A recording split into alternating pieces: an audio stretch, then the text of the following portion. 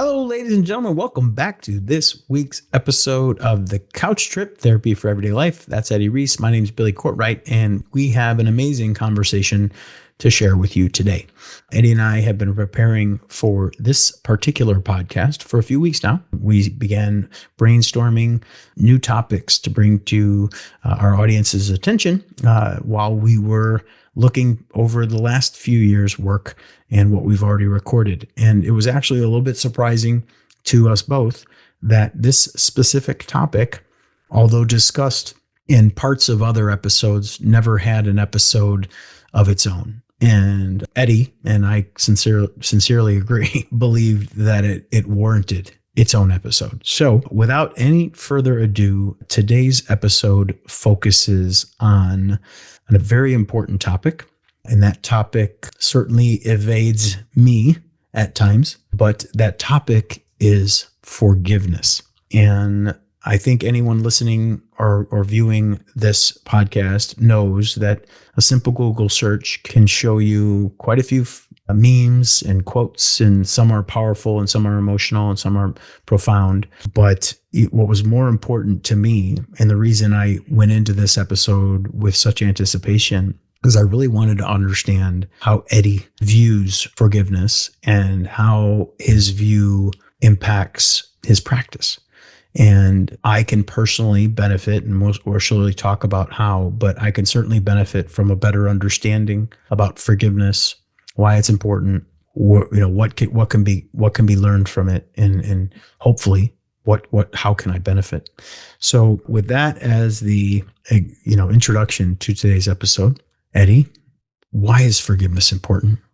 Well, I want to backtrack a little bit because I heard you say we had prepared for this, which in my mind is not true, except that prepared means we picked a topic before we move on that's how we record this. Yeah, that's our preparation. If you haven't watched podcasts where we talk about this, our preparation is to come online and talk for a little while, and then the topic appears. So this was the first time we picked a topic before. And in fairness, we did that because we decided to do some other things in that scheduled window. So we're like, "Ooh, that'd be a cool topic, but before we get to that, let's handle this, and this." And then we're like, "Okay, we'll just get to this next week." So You're right again, and we hope that impromptu stream of consciousness, genuine conversationality comes through when we record, because I have no idea what Eddie's going to say, and he has no idea how I'm going to react. I don't either. I don't. I never do most of the time. There we go. Forgiveness is important because it's another form of healing, and the more you heal, the freer you're going to be. And forgiveness is a terrific concept in terms of helping to free you. Not forgiving someone means you're hanging on to an awful lot of emotions that you're really not going to be able to process. You're not going to be able to work through them. You're mad, you're hurt, you're sad, you're maybe vengeful. You're all these things that you carry around with you. While quite often the person that you would be thinking about forgiving doesn't even think about it. So one way to think about forgiveness is that you really are doing it for you, not the other person. So I read a quote once, and I pulled it up so I don't mess it up, but it closely resembles what you just said. And it is that to forgive is to set a prisoner free and discover that the prisoner was you. Yeah, very much so. Because it is, again, it's all the things you're carrying that you generally are just regurgitating. You're not moving through, so to speak. You're just running the same things over. Why would they do that? Why did that happen? Why did I put myself in that? You're just running that stuff over and over again, and that's what traps you in it. And forgiveness is the way to come out of that. That certainly makes sense.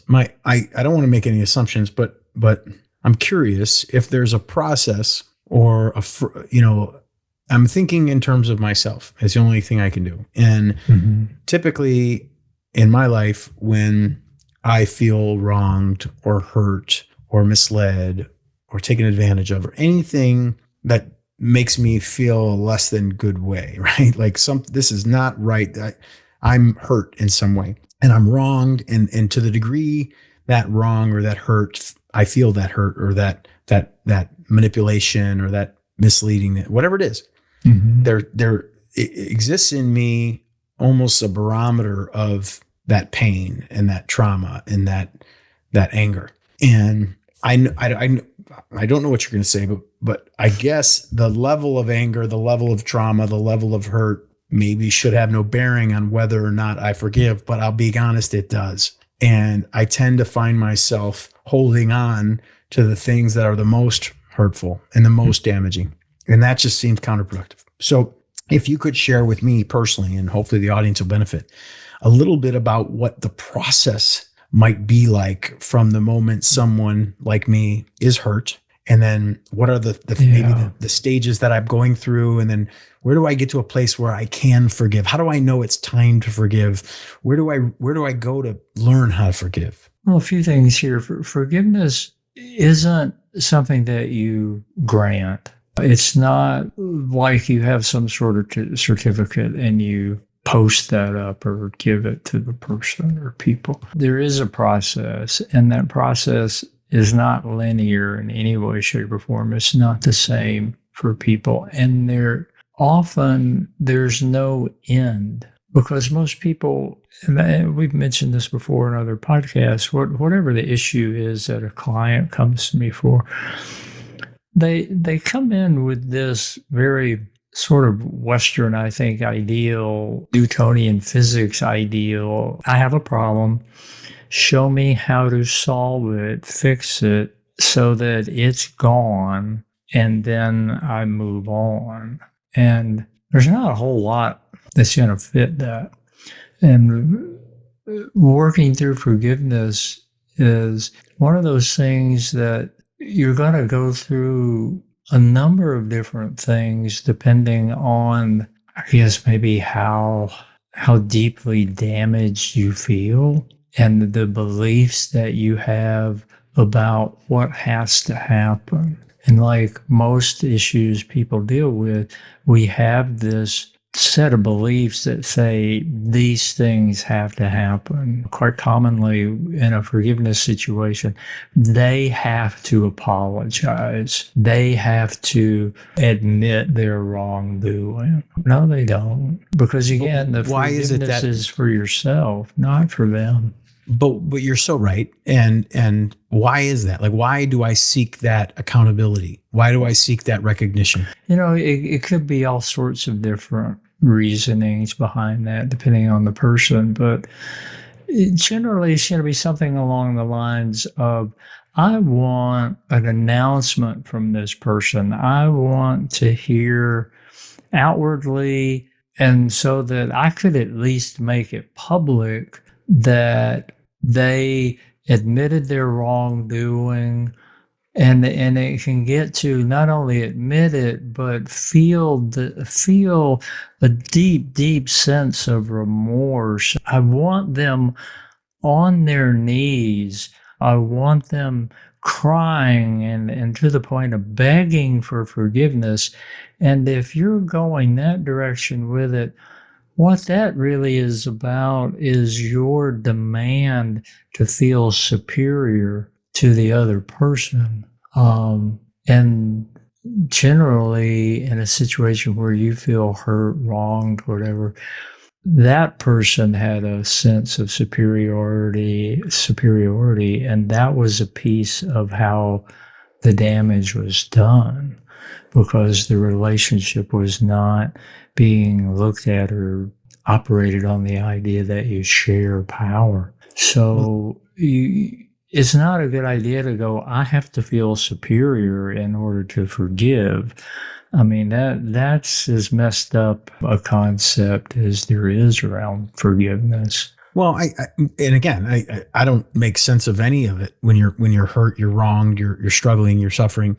We're all looking for peace, but I do. You touched on something made me think, which is like, you know, there certainly is a level of reciprocity that we seek, right? When it's like, you know, I've been in so much pain, or I've been hurt so much, or I'm suffering so long, and you know, it's affected me so in such a degree that I need you to, you know, hurting people hurt, right? Like we want to see you at least acknowledge, you know, and empathize. Yeah, And but you quite often you want you go, I've suffered this much. I want you to suffer that much. we don't say that, but I think you're right. I think that's Yeah, exactly what I I'm mean, feeling. when it comes to parental issues, you know, my mom, dad mistreated me. They you know, didn't love me the way they should have, however that might be framed. Virtually everybody wants this moment where a parent or parents, you know, go, oh my God, I've now realized how wrong I was, you know, how I've mistreated you all these years, and I'm so sorry. But that would not be enough for most people. Again, they almost want them to be in pain for a while. And I'll tell a client, I say, okay, let's say somehow a parent really realized that, and you could tell that they did. They're very sincere in their apology. What do you think your reaction would really be? And most of the time they're like, I don't know. And I say, well, here's a guess. A guess is that you'd be really pissed, and that it would be, oh, so now you want to apologize? Really? You know. So again, you're not looking for the relationship to heal. You're looking for retribution. And that's going to get in the way of forgiveness. Okay. So now we're getting somewhere. I agree with you. I feel that. Me personally, I can't speak for the audience as a whole, but I definitely understand. I'm reminded of the saying, hurting people hurt. Mm-hmm. And meaning, like, as I'm hurting, I project this negativity or hurtfulness. It's a sense of belonging to see. I don't know where it comes from, but you're right. There's no doubt about it. There's some vengeance. There's some, like I said, I use the word reciprocity, probably not the best word, but there's this sense of, it's not enough that you acknowledge it. Like, let me ask you this. What do you say to someone who is struggling with forgiveness and they reference a half-hearted apology, where they say, you know, the person gave me this half-hearted apology where they're like, you know, I'm sorry you feel that way. Yeah. Or I'm sorry. It just like, I'm sorry you were hurt by that. You know, another one. I mean, it's very aloof, right? It's very much like, yeah, oh, I'm so sorry you're struggling. Again, the person who wants to offer forgiveness is looking for the other person to feel, do, be a particular way before they can forgive. And that's just not a good way to go about it. And I think you certainly could, you know, if the other person is willing, and somehow you would have to know that, to be part of your forgiveness. Okay, but they absolutely do not have to. And I think in terms of really terrific personal development, it would be better if they not only didn't participate, but they didn't care. So that you would have to look at your demands that need to happen before you forgive, because what you're really saying in that situation, if this doesn't happen, then I'm not going to forgive, which means I'm going to carry this crap around with me for the rest of my life and let it eat me up from the inside. I would rather do that. Really? No, that's the result. Okay. Right. And that's, thank goodness you do what you do, because what you're describing is the reality, which is, yes, we're suffering. We're dealing. We can't get any satisfaction. We can't get any peace. We're never going to hear what we want to hear. We're never going to see what we need to see. And so therefore we continue to carry this baggage, this weight, this issue and concern. And I get angry even thinking about how much pain I've been in. And that's all true. But then let's say you and I are talking about this, and I've been saying I've been waiting for years for an accountability and an empathy and an apology, and I've never gotten it. Therefore, I'm just seething. How do I free myself? How do I let that prisoner go? You start with grieving the loss of all that time you've held on to this and demanded something that you're not going to get, which is one of the best lessons in life there is to learn. You're just not going to get everything you want. And to demand that you get something that you're not going to get is not a good way to live. So you're going to have to forgive yourself for doing that to yourself. Forget the wrong someone else did. You've done a wrong to yourself. You're going to need to be forgiven for that. We could start there, which goes along with, my one-trick pony thing of you're going to have to be kinder to yourself. That's where all this goes to. Forgiveness is being kind to yourself. It's not about being kind to the other person. It can be, but not really, right. Because they, situations where they don't care. And if they do care, that means that they've learned to be kinder to themselves and to you, and they want to let you know that. Yeah. Well, I think you're touching on a nerve again, as you do, which is, part of my anger or my discontent is the result of me allowing myself to get here. Like to have such an attachment and such a dependence, right. And such a, it's like I'm 50 years old and I'm still dealing for 6 years over this. Oh, well, like what the heck? Like, this is never gonna, yeah. I have to take responsibility and accountability for my own peace. And, right. And I think that is what I'm hearing you say. And I've never said that. I've never put it in the terms of forgive yourself, kind to yourself, kindness to yourself, acknowledgement. Mm-hmm. Because as you're saying that, I'm almost like, yikes. A lot into that. And most people will go from there to, so I'm just supposed to let them off the hook. And I'll go, no, you're supposed to keep them on the hook and keep jerking that hook in them. Is that what you want? I mean, come on. I hope the first time somebody tunes into our YouTube, it's not that jerky motion. Not jerking off that hook. So you've got to begin to see what it is you're doing to yourself. That to me is a huge issue in terms of your original question of what's the process. Yes. How am I approaching forgiveness, and how do I get in my own way? Once you see that, then we can begin to change how you're doing that and learn a different direction to take. To get into it a little more, forgiveness is going to, it's like grieving. If you go back to our podcast on grieving, that it's a process that involves all the human emotions.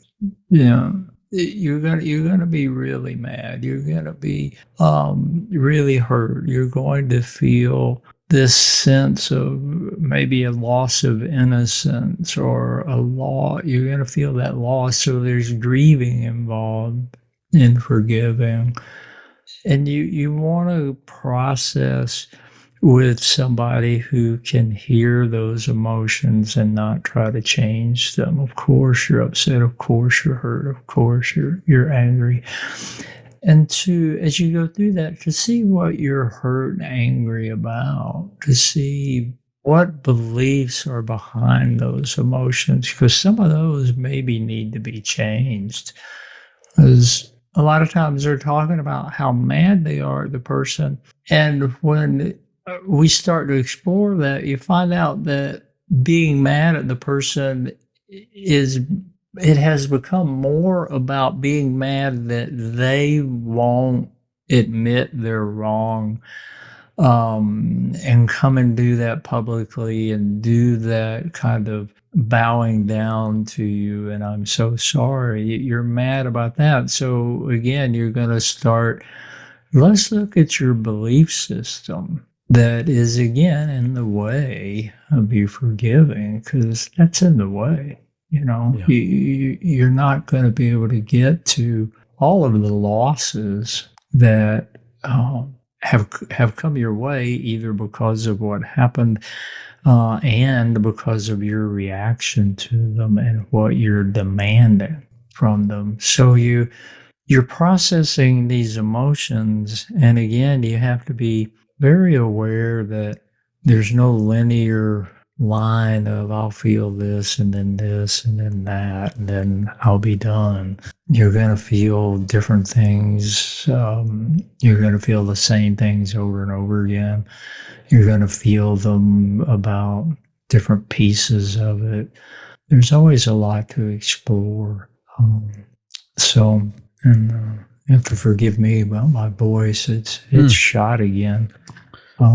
Well, I'm reminded why you give that, and I certainly forgive your voice, but I'm reminded why you give that explanation of our episode about rage and that helpless, hopeless, and powerlessness. And anytime we talk about another person's behavior, you're just, I don't know how you could be anything but powerless. We can't. It's very difficult to affect the behavior of others, as I found.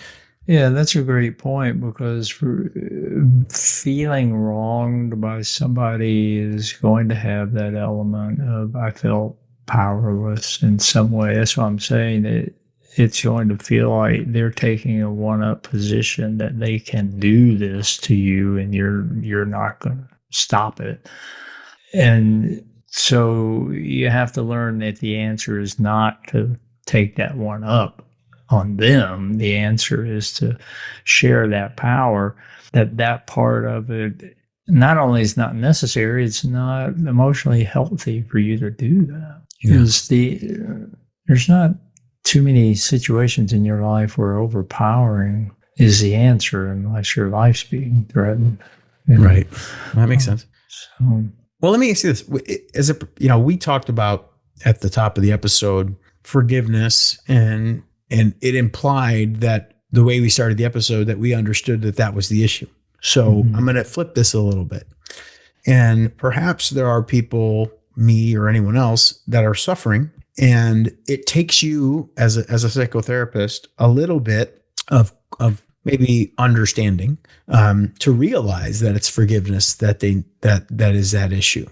So I guess my question is, do you find yourself while practicing having people come in who are listing a number of ailments, so to speak, and through a little bit of understanding, you're able to determine that really what they need is an exercise in forgiveness? Like, is it possible for someone not to realize that that's the issue, and then through good therapy, you realize that most likely is?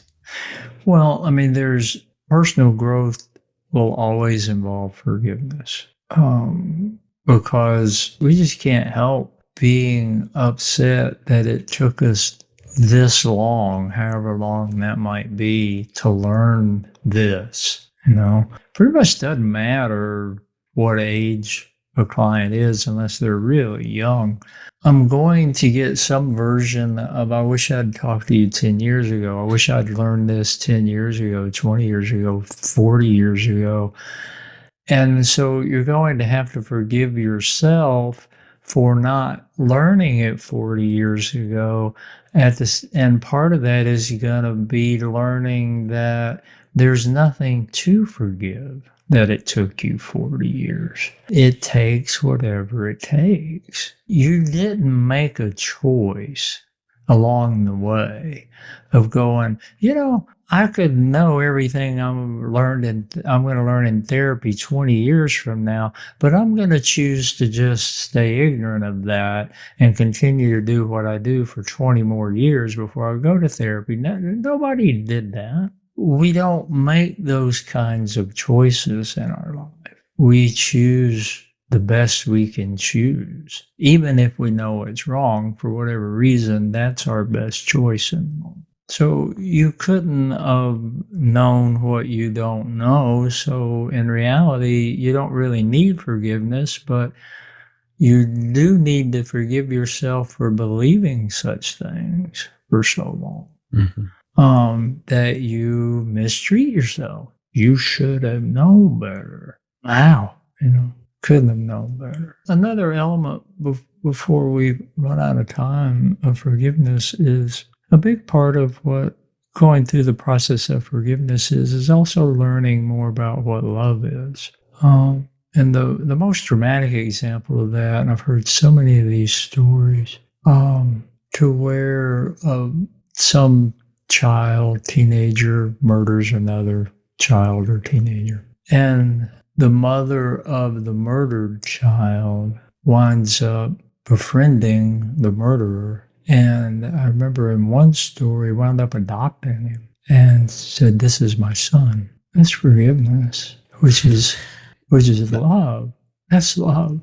And if we really believe in love, and that love really is the way to be with other people, to love them, then that's what that would lead to. Sure.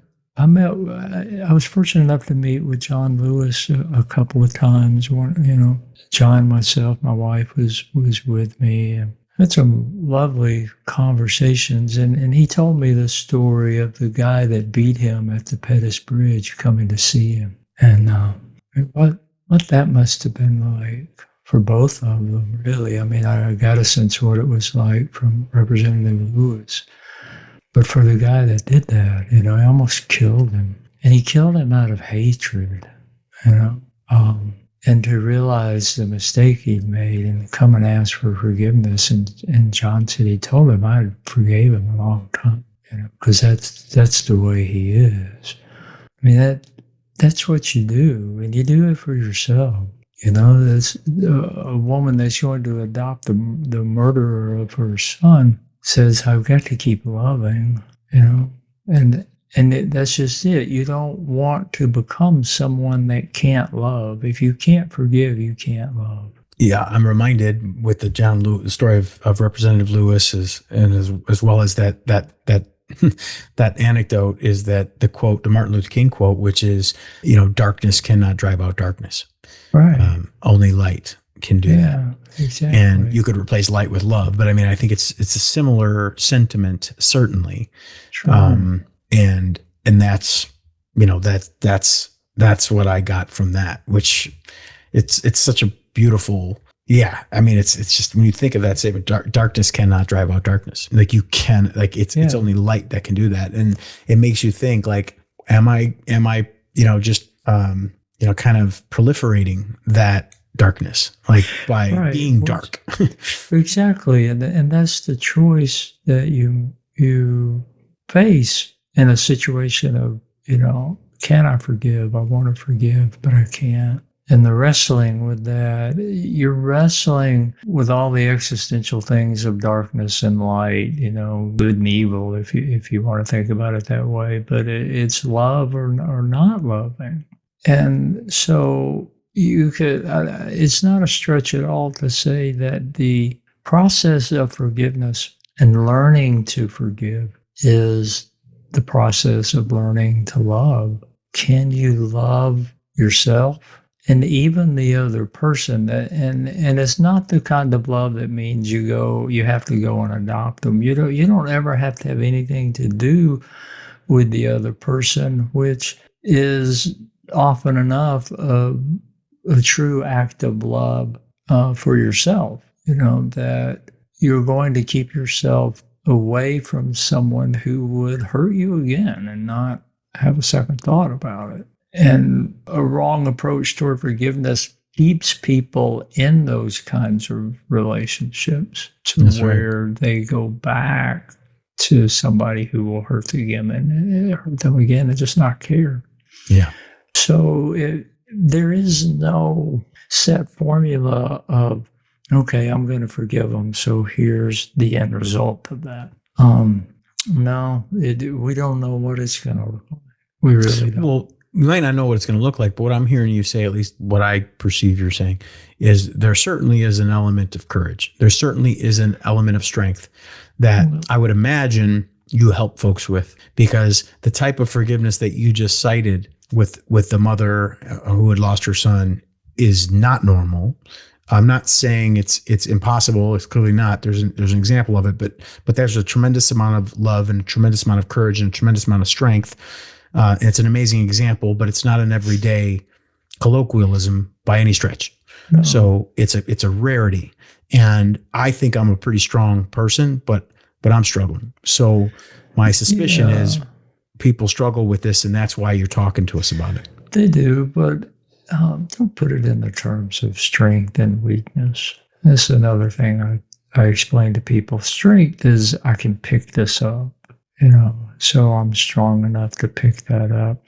What you're really meaning to say when you talk about strength is that you are willing to learn what you need to learn about yourself emotionally to face these things head on. I can buy that. And that does take some courage, simply because we've been so misguided about what that means. Once you learn that you're going to be better off if you do that, and I can use myself as an example. It doesn't mean that if I realize, here's another pretty good size issue I'm going to have to face, it doesn't mean I celebrate and go, yay, I get to, do that.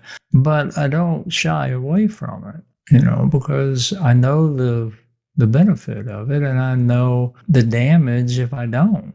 And that's what you're really choosing between. So, that can take some courage, but again, it's kind of misguided. I like World War II stories and the human interest stories of them. And I think, I got to stand on Omaha Beach, and to think of these 18-year-old kids trying to get across that beach. I mean, you go, boy, it took some courage. Yeah, but what choice do you have? I mean, is it really courage if you go, do this or die here, let's don't die on this beach. I mean, that's, that's just survival, man. I mean, and so, there's no reason to really debate what courage is about here, but just know that forgiveness involves learning to love. And I hope that motivates you a little more to go find out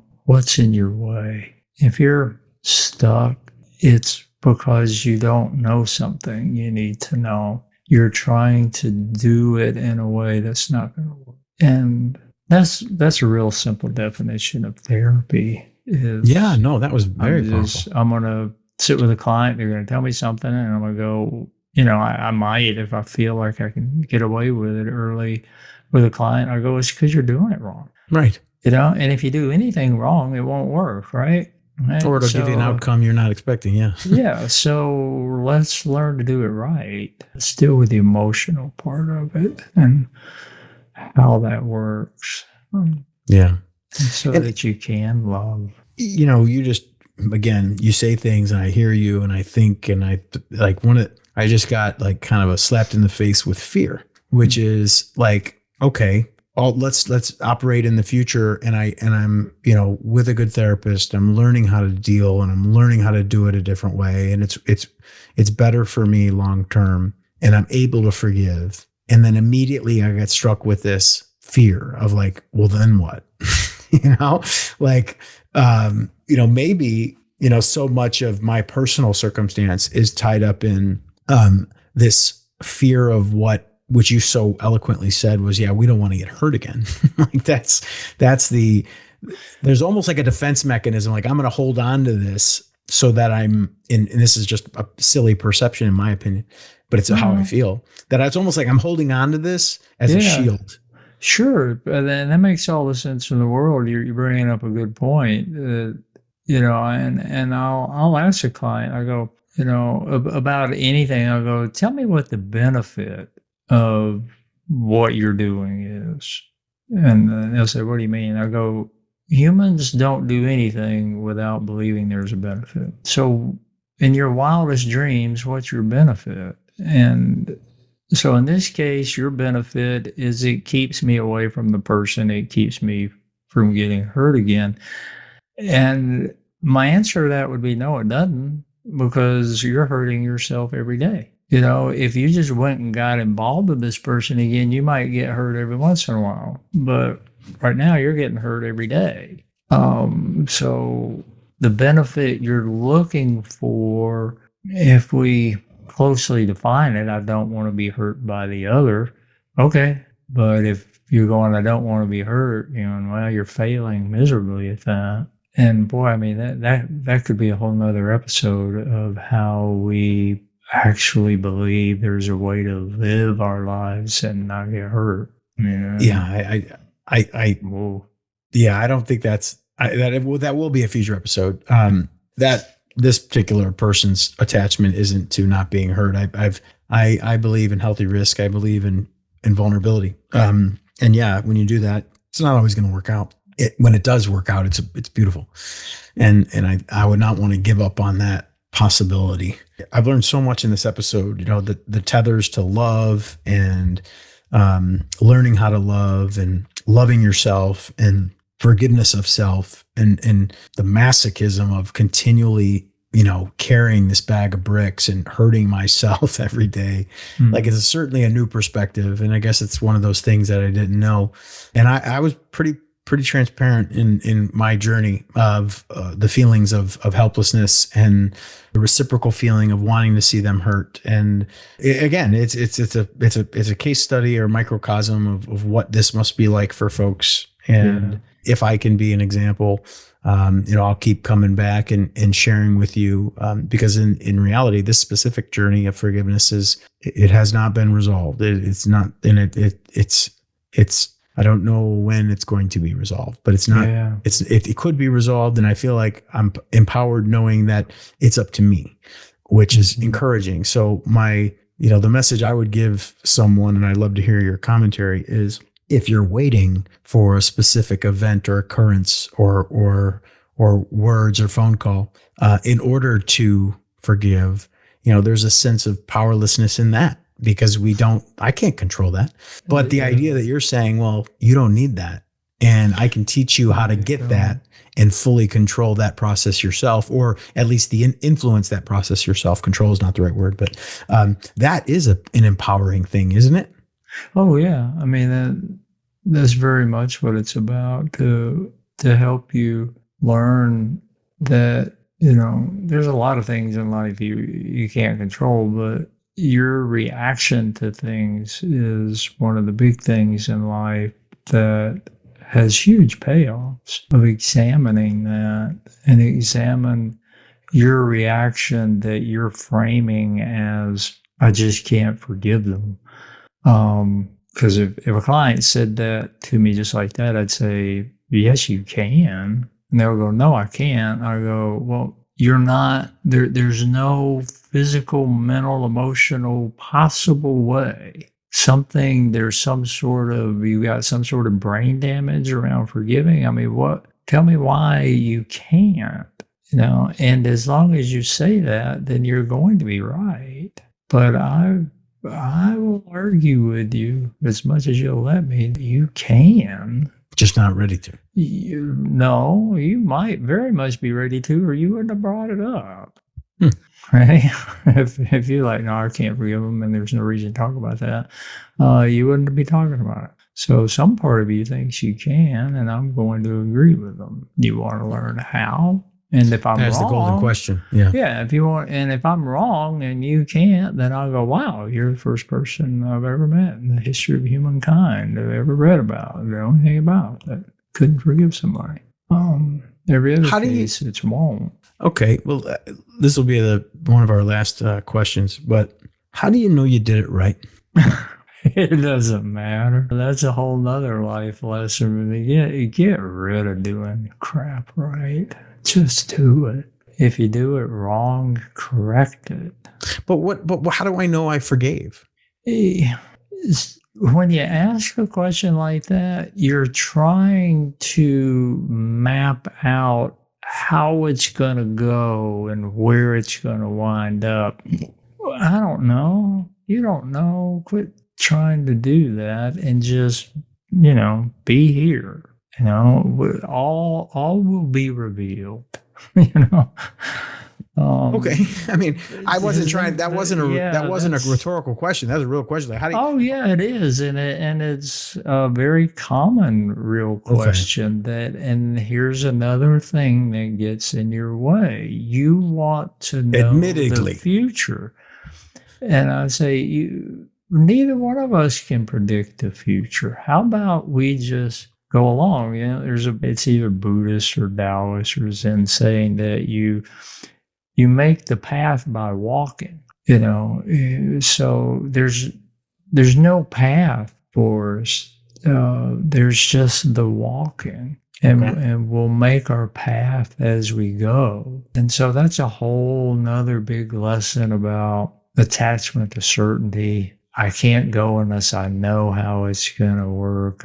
Well, I'm not saying that, but I mean, just in the context of, let's go back to, everything we do for some benefit. Well, again, so it was just the way my brain works, which is to say, okay, like, you're not my therapist. And let's say I had a therapist and they weren't they're not you. And, we go through an exercise on forgiveness, and I guess, yeah, it's not certainty, but what would the benefit be? How is my life post forgiveness? Yeah, but you are talking about certainty, just give me 5 examples. And you are. I'll pick one. But I could give you 50 examples, and none of them would be your experience. Start with you might feel. I'm not going to do it because I'm not going to feed the part of you that feels like I'm not going to do this unless I know. Okay, fair enough. That makes sense. I've got to know before I do it if I did it right. Well, too bad, because you may not know. And then there's something else to explore. Yeah, so, it made sense in my mind. Of course it did. I mean, we're all, culturally trained to believe. You can say it. We're all wounded birds. Well, no, it's not. That's not what I mean at all. We're culturally trained to believe things that just aren't true. Which is, after so many decades of doing this, I've come to believe that most of the mess in our lives comes from the things that our culture tells us are absolutely true and that we have to do in order to be okay, to do things right. And I've had a number of clients put it that way. I did everything right in my life. How come I'm miserable? Well, obviously you didn't do things right. Yeah. And so your belief of right was wrong.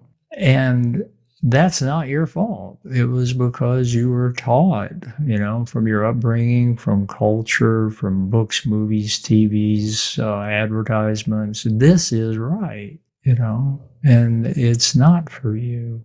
Yeah, that is awesome. I mean, because that really, that I feel that sense of, one of the most beautiful parts, if there's a commercial for therapy, one of the most beautiful parts of, in my opinion, the benefit of is that learning and that the way you so warmly acknowledge and have empathy for kind of where we are when a therapist finds us, and the idea that it's not our fault.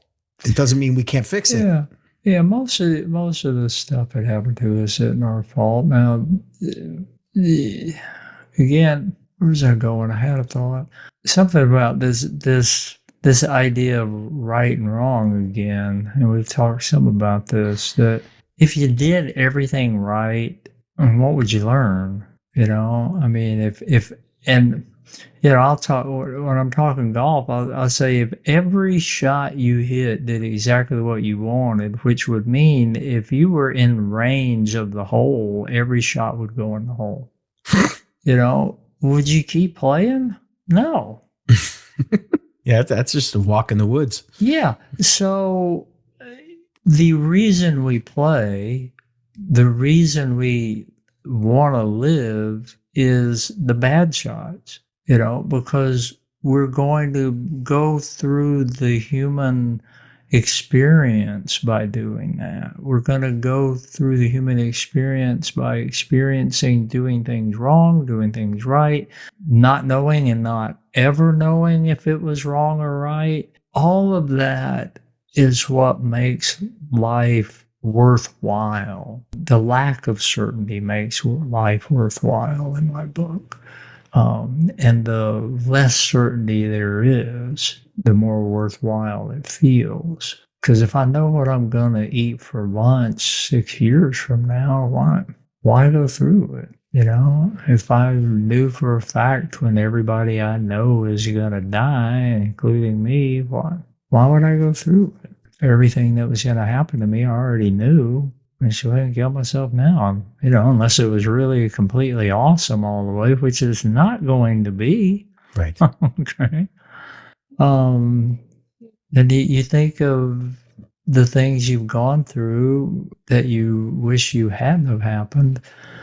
I mean, if you knew beforehand, what are you going to do? You're going to have to kill yourself in order to not go through it. So, I definitely don't see that happening, but I can honestly, believe you me, if I had some information 10 years ago, I'd have made some different decisions. I promise you. Sure, but none of us have that. That's what I try to get across to my clients. You're beating yourself up for something that could not have happened. Everybody goes, well, I go, well, how do you go? Well, if I had done this and I had done that, well, no, but you couldn't have. So stop, because all you're doing is beating yourself up. If I had known something that I could not have known, really? I mean, stop beating yourself up. You could not have known. And so again, forgive yourself.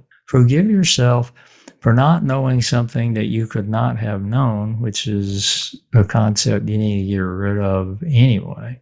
And forgiveness helps you get rid of that. Well, ladies and gentlemen, this has been a spirited and interesting episode of Couch Trip. And I can't speak for anyone but myself, but I will say that this episode, like many others, brings me to a place where I'm convinced, without doubt, of the value of therapy.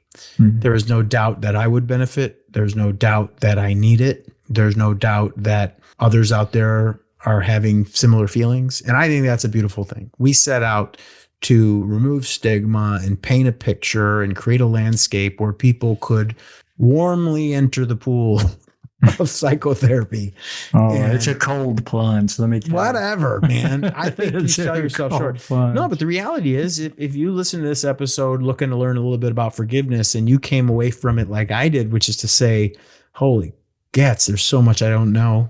And I can totally see how a relationship with someone like Eddie could be super beneficial. And so long as I take, the appropriate steps to find a therapist, someone who's recommended and has received their own therapy for a great deal of time. And you know what Eddie recommends. And if not, we'll just hit us in the comments and we'll give you, the top 5 questions you need to ask your therapist before you say yes. But the reality is, this was an episode, regardless of whether this was your first or 50th, this was an episode where there was an arc. It was like, hey, this is an issue that we all face. This is a level of discomfort. I displayed some anger and anxiety.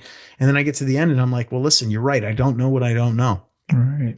Yeah. And I'm not saying a therapist is going to tell me what I don't know, but perhaps just maybe they're going to helped me to not know. You don't know what you don't know, but a therapist might help you to know or learn. And I think that was what I take away from this. I'm going to give it to Eddie for the final words of today's episode. But ladies and gentlemen, on behalf of Eddie, my name is Billy Courtright, and I am super grateful that you tuned in another week to an amazing episode of Couch Trip Therapy for Everyday Life, where we show up on YouTube and wherever you consume podcasts every single week.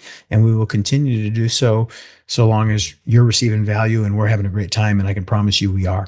So from our hearts to yours, thank you sincerely. If you're enjoying this, don't keep us a secret. Make sure you like, subscribe, leave us a comment or a question, and we'll continue to bring it each and every week. And to the degree we can learn more about what you're curious about, we can craft future episodes to make sure that we're serving you to the best of our abilities. So again, thanks. And hopefully today was fun for you, because it surely was for me. But Eddie, bring us home. I'll make it easy on my voice and close out by saying what Billy said. All right. Well, ladies and gentlemen, take care. As we record this, it is June 18th and 2025. So we're almost to the middle of summer here. And yeah, we'll talk to you guys soon. Bye-bye. All right, bye.